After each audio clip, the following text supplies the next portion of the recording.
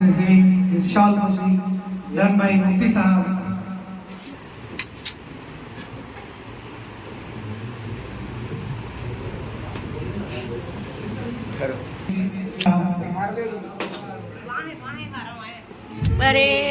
Isbal Ali Chawad, Ghaus Sahab. On the auspicious 7th Republic Day celebrations here at Hampton Stadium, Trident is presented to his fellow Sheikh Sufi is receiving his pension.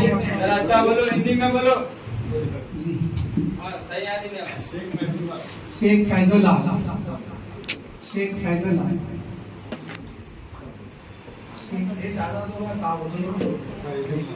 Faizullah, Sheikh Faizullah.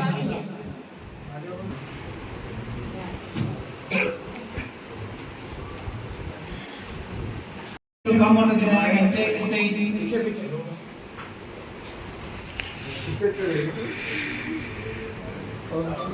Yeah, welcome here, Major Ali sir. Vijay Rani sir.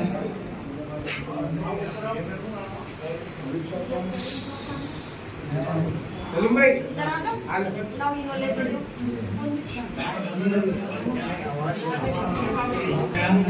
किया गया है और ये हमारे पास होता है 26 जनवरी को।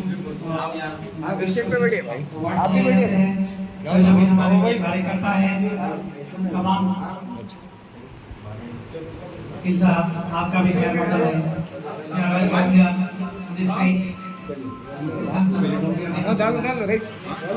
मोहम्मद सलीम साहब,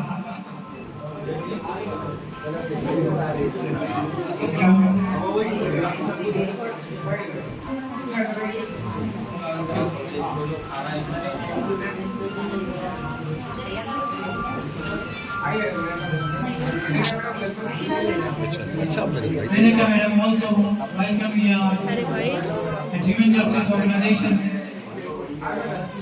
Please.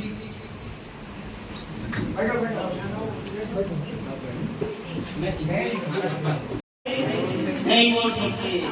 कबूल होना या ना होना उस परमात्मा की मर्जी के ऊपर है। वो चाहे तो कबूल करे, चाहे तो हमारे मुँह मारे, उसकी मर्जी है। लेकिन एक इबादत ऐसी है, इधर बंदा किया उधर वो कबूल हो गई। वो इबादत है किसी बंदे की मदद करना, उसका साथ देना। जब कोई बंदा किसी बंदे की मदद करता है तो पैदा करने वाला कहता है कि ऐ बंदे तू भी बंदा है, तू भी मोहताज है, लेकिन तू मोहताज होकर अपने भाई की मदद किया, मैं तो तेरा मालिक हूँ, आप तुझ पर मैं मदद करता हूँ। अरे थालियां बजाओ। अरे ठंडे भर के सिरों की बिठा दी गई। इतनी अहम बात समझ में नहीं आ रही। तो ये सिर्फ सुनना, थालियां बजाने का मतलब नहीं है, इसको जहन में बिठाना है। आज जो भेदभाव का दौर चल रहा है इसको मिटाना। हम तमाम इंसान एक हैं। क्या है? इंसान एक है, लेकिन हर कोई अपने मजहब के हिसाब लेना देना नहीं।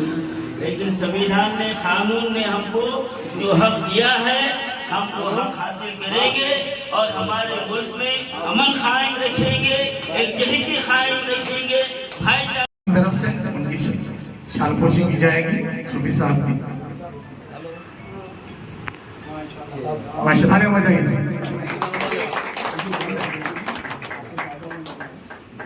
नाम बोलिए।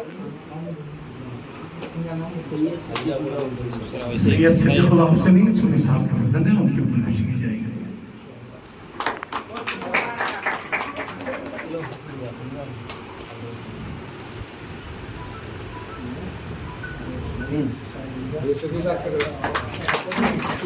सैयद नाज़रीन से सूफी साहब का तहे दिल से शुक्रिया अदा करते हैं जो तकरीब के आज की तकारीब में तशरीफ लाए।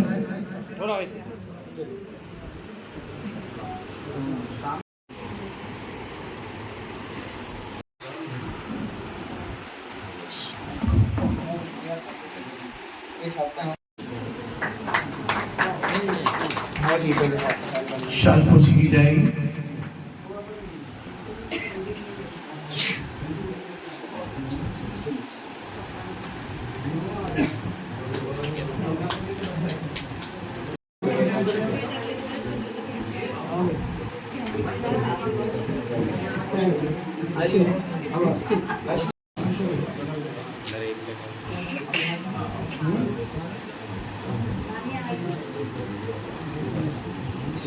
थालियों से इस्तकबाल कीजिए रशीद साहब का।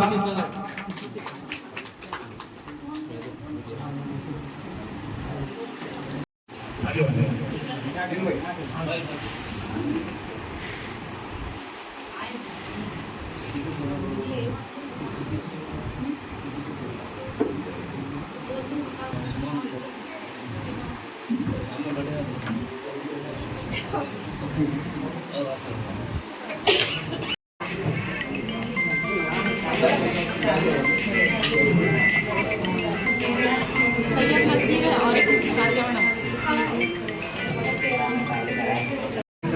वहीम साहब को मेडल दिया जा रहा है।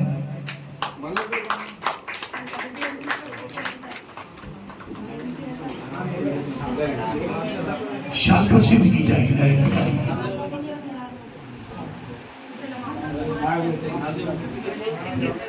इरफान खुदा साहब से गुज़ारिश सलाम। सबसे पहले मैं सैयद वुमेन जस्टिस ऑर्गेनाइजेशन के तमाम अहदेदारान, चेयरमैन साहब, सैयद रशीद हुसैन बाबा साहब और दीगर एग्जीक्यूटिव मेंबर्स सबकी जानिब से आप तमाम को शुक्रिया अदा करता हूँ कि आप लोगों ने वक्त गुफ्तगू आप तक पहुँचे जो हमारे लिए ज़रूरी है। इस मुकाम पर जमा होना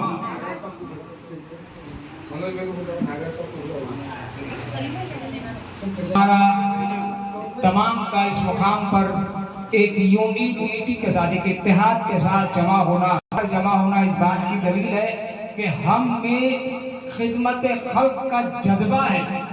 अगर जज्बा खिदमत खल्क ना होता तो शायद हम इस मुकाम पर जमा होने में किसी तरह का कोई बहाना भी हो सकता था, लेकिन अल्हम्दुलिल्लाह ये कारवान खिदमत खल्क, आप यकीन जानिए ये 5वीं बार प्रोग्राम हो रहा है। अल्हम्दुलिल्लाह खुदा का शुक्र है जो सब सीनियर हजरात बैठे हैं, 5वीं बार ये प्रोग्राम हो रहा है। अल्हम्दुलिल्लाह हर बार मैं नए चेहरों को देख रहा हूँ, हर बार नए चेहरों को देख रहा हूँ और तफसील उसकी लिस्ट है बड़ा, उसके लिए वक्त लग जाएगा। सिर्फ हमारा मकसद ये है कि एक बेकस बेसहारा इंसानों के लिए अपने आप को वक्फ करना।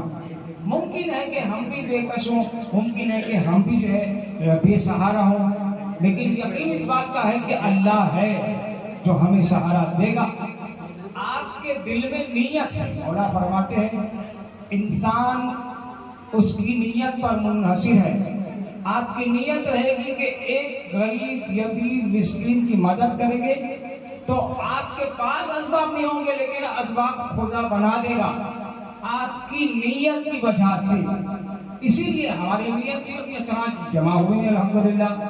ऐसे ऐसे प्यारे प्यारे लोग यहाँ बैठे, बयान नहीं कर सकता कि जो खामोश खिदमत खल्क कर रहे हैं, पता नहीं चलता, एक हाथ से दे तो दूसरे हाथ से पता ना चले।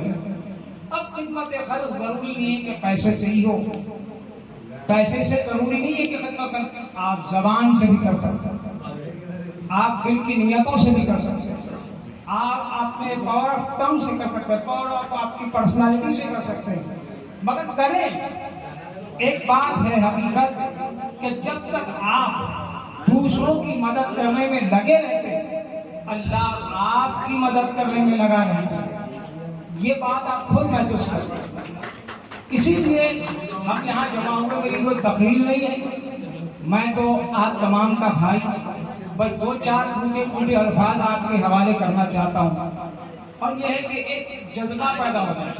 अब यहाँ उलमा मशाइखीन जो आते, इनका मकसद यही है कि ये हमसे ज़्यादा अच्छा बोल सकते हैं, ये हमसे अच्छा समझा सकते हैं। हमारे पास साइंटिस्ट से इनका इस्तेमाल करें। हमें बड़ी इज्जत और एहतराम से आपका वेलकम करते हैं, इस्तकबाल करते हैं। ऑर्गेनाइजेशन आपको अपने गले लगाती है।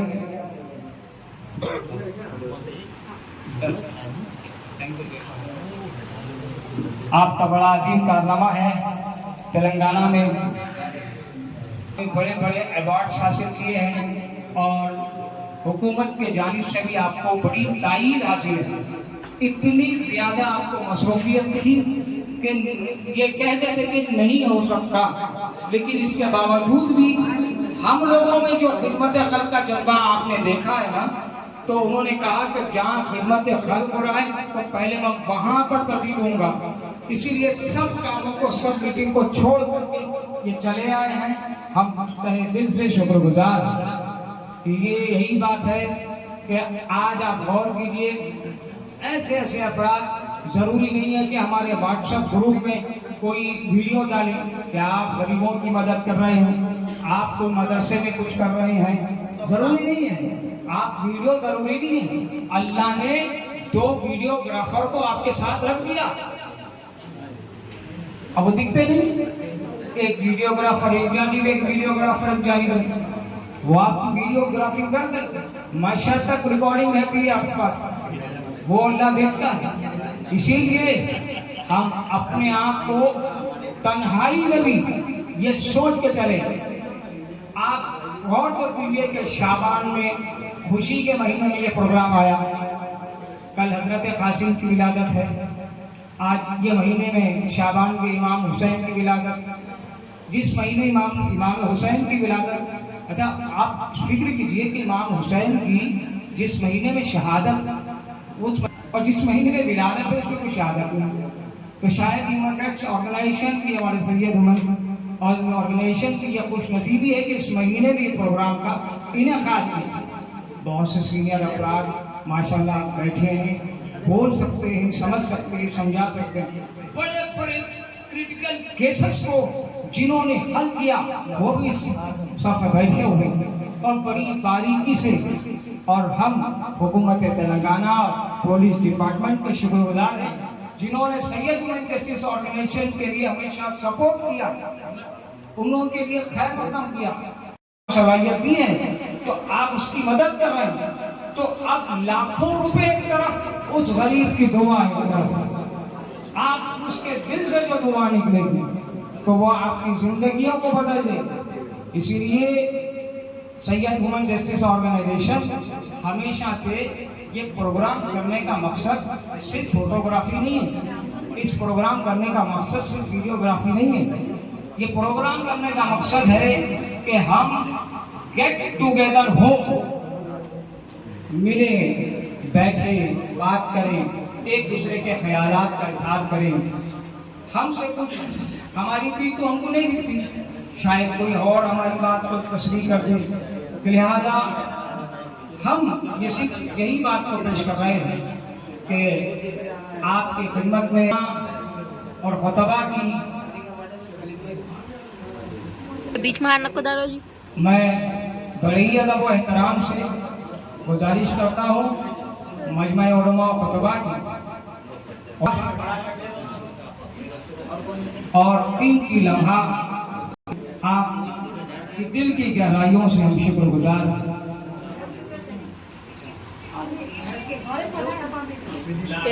जी जो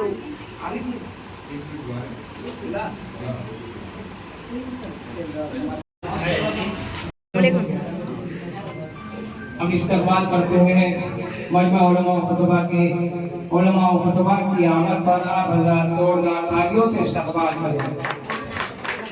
मौलाना हुज्जतुल इस्लाम अली हज़रत फरिश्ता साहब जो सरपरस्त आला हैं मजमा उलमा खुतबा के और चीफ हैं मजमा उलमा खुतबा, मौलाना सैयद हन्नान साहब प्रेसिडेंट ऑफ मजमा उलमा खुतबा, मौलाना सैयद असद हुसैन आबदी साहब जॉइंट सेक्रेटरी ऑफ मजमा उलमा खुतबा हमारे दरमियान में आ चुके हैं।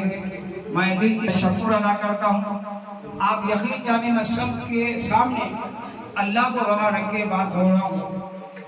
यकीन जानिए दिल की बात दिल में उतरती है। मौला ने फरमाया कि इतनी मसरूफियत उलमा की थी कि जिसे मैं लफ्ज़ों में बयान नहीं कर सकता। बावजूद कि काफ़ी मसरूफियत, काफ़ी थकावट के, चूँकि वादा हुआ था और उलमा ने यही कहा कि चूँकि आप लोग नेक काम कर रहे हैं इसलिए हमारी थकावट कोई माना खैर नहीं रखती। आप लोग नेकी के लिए आगे बढ़ रहे हैं इसलिए हम ज़रूर आएंगे। इसे दिल की गहराइयों से उलमा व खुतबा के दरमियान में तशक्कुर पेश करता हूँ। आप हजरात मिल करके एक बाबा के बुलंद थालियों का जोर शोर फरमाएं। मैं किबला व बाबा से इल्तिमास से गुजारिश करता हूँ कि आपके कीमती वक्त में माशाल्लाह आपने हौसला अफजाई के लिए हाजिर किए, आगे तशक्कुर है। आप अपनी कीमती बातें में सैयद वुमेन जस्टिस ऑर्गेनाइजेशन के इन तमाम अराकीन के हवाले करें ताकि इनकी ज़िंदगी रोशनियों से पूर्ण हो जाए। भाई अरे बीच में कहीं आ रही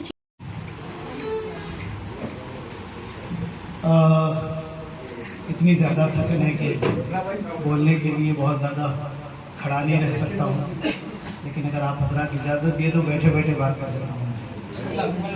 आप हजरात बुरा ना माने, तरीक़ा यही होता है कि स्पीकर को हमेशा खड़े रहना पड़ता है, लेकिन थकन की वजह से, और आप लोगों को पता है कि 2 साल पहले जब मैं उम्रे में था तो वहीं पर मुझे अटैक आया था मक्के में। यदि उम्रा ख़त्म हुआ, मैं होटल में आया और अटैक वहीं आया। अल्लाह अपना मेहमान बनाया पहले, उसके बाद अल्लाह ने फ्री में इलाज भी करवा दिया। और वहीं पर 2 स्टंट मुझे मक्के में डाले गए। ये जो मेरे स्टंट है, मैं ये कहता हूँ मक्के वाले स्टंट है, ये बहरहाल ज़मीन के हैं जहाँ सब अपने लिए दुआएं मांगने के लिए जाते हैं। ह्यूमन राइट्स हमारे हिंदुस्तान का एक वो मजबूत सुकून है जहाँ पर हुकूक इंसानियत की बात होती है।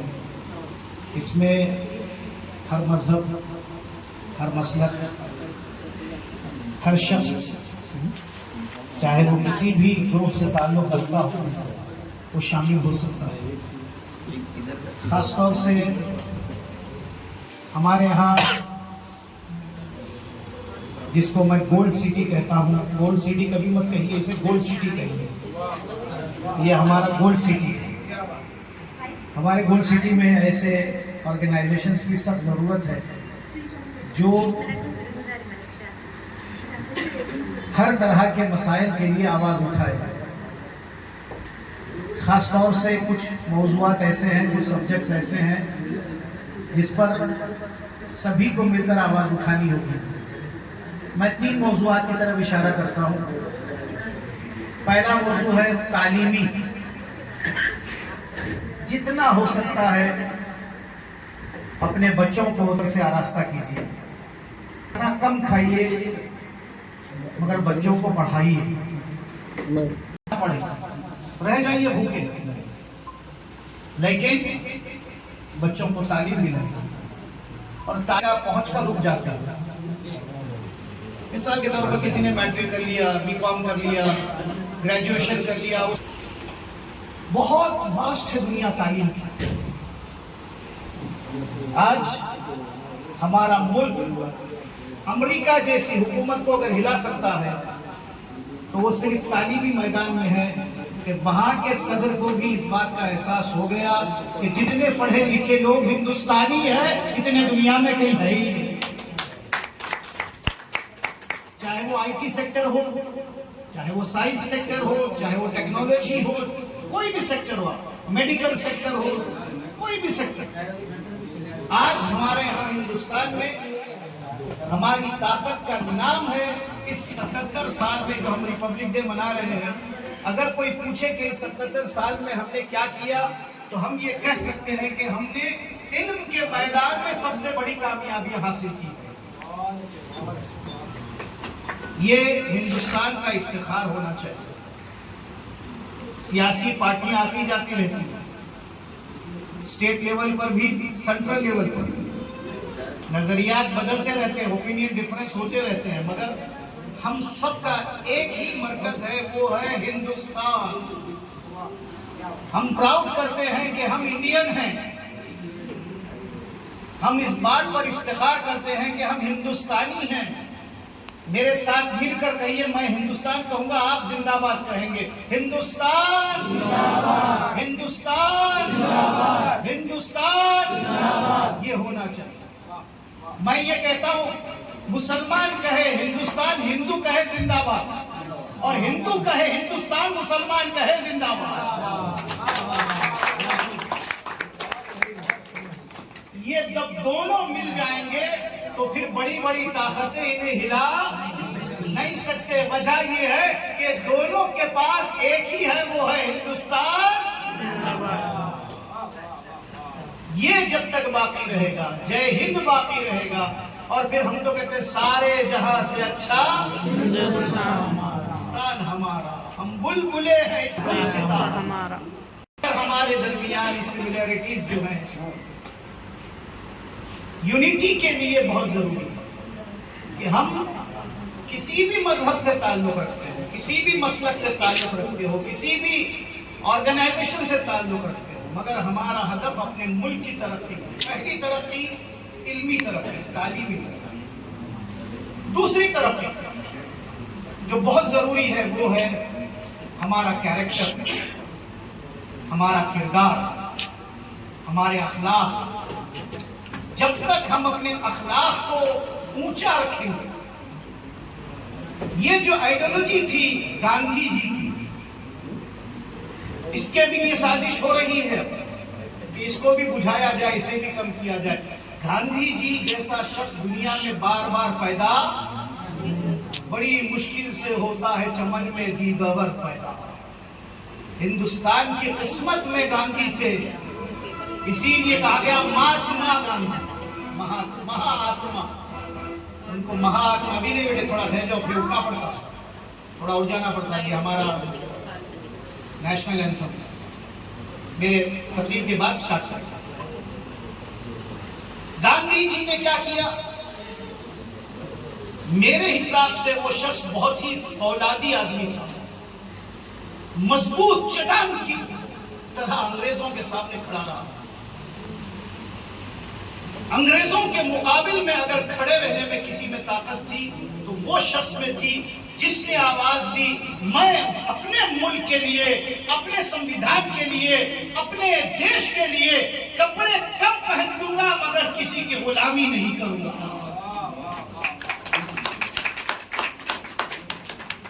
गुलामी किसी की नहीं करेंगे हम हिंदुस्तानी गुलामी नहीं करते। ये हमें गांधी जी ने बताया, और यही हमारे अखलाक होने चाहिए। अखलाक का मतलब ये नहीं है कि हम मीठी बातें करें, नहीं, दुश्मन के सामने सीसला पिघाई हुई दीवार की तरह खड़े हो जाना, ये सबसे बड़े अखलाक है। ये अखलाक का नया नमूना है। हमने दुश्मन के सामने अपने आप को शेर नहीं किया, दुश्मन के सामने खड़े रहे। उसने कहा मैं एक थप्पड़ मारूंगा, अभी तो एक गाल बाकी है और तू मारते मारते थक जाएगा, हम मार खाते खाते नहीं थकेंगे। जब सत्याग्रह हुआ था तो सत्याग्रह में वो लोग डंडे मार रहे थे और हमारा हर जवान आगे बढ़ता जा रहा था, डंडे खाते गिरता जा रहा था। वो लोग देख रहे थे, खा के फिर दोबारा जाके लाइन में खड़ा हुआ। अच्छा, वो खड़ा होके वहीं देखे, ये भी बड़ी अजीब चीज, सत्याग्रह में लोग, हिंदुस्तान का इतिहास, हमारा हिस्ट्री, हमारी तारीख हमें पढ़नी चाहिए। गिरने के बाद खड़े होके ये नहीं कि वहीं दोबारा वो बोला नहीं दूसरा खाएगा, पीछे जाके ठहरा हूं, इसको भी तो अपने मुल्क के लिए कुछ कुर्बानी देनी है। वो जाके पीछे खड़ा हो गया, फिर लाइन में इतने मारे, उनकी लकड़ियां टूट गई, हाथा दुखने लगे। तो बोले कितने हैं अभी? तो बोले तुम्हारी है, मार खाते रहेंगे। अंग्रेज आखिर में देखे कि ये ऐसी चमड़ी है जिसको इंडियन स्किन कहा जाता है, ये गोरी चमड़ी नहीं है, ये ऐसी चमड़ी है, ये मार खाने के बाद खड़े होके दोबारा ऐसा मारती है कि उसके दिल पे चोट लगती है। शाम तालियां बजाइए इसके लिए। गाल पे चोट लगना और है, दिल पे चोट लगना अजब है।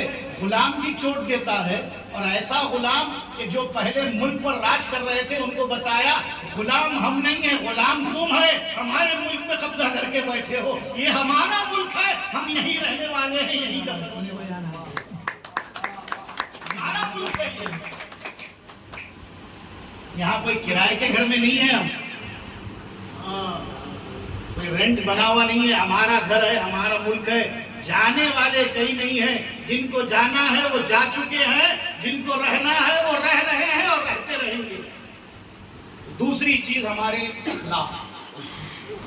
तीसरी चीज जो बहुत अहम है, नाम इसलिए दे रहा हूं कि मुझे बास चीजों का बड़ा एहसास होता है जब हम ये चीजें प्रैक्टिकली अपने समाज में, अपनी सोसाइटी में देखते हैं। पहला क्या था? एजुकेशन। दूसरा क्या था? अखलाक, एथिक्स। तीसरा आज है यौम जमहूरिया, रिपब्लिक डे। हमारा मुल्क रिपब्लिक है, जमहूरी मुल्क है। यहां पर सबको आजादी है। एक दलित है वो भी आजाद, एक गांव का रहने वाला है वो भी आजाद, एक शहर का रहने वाला है वो भी आजाद, एक हिंदू भाई है वो भी आजाद, एक क्रिश्चियन भाई है वो भी आजाद, एक सिख भाई है वो भी आजाद, एक मुसलमान भाई है वो भी आजाद। हम जमहूरी मुल्क में रहते हैं, हम आजाद पसंद लोग हैं। तीसरा मेरा पैगाम है, सभी को अपने अपने तौर पर सियासत में हिस्सा लेना चाहिए।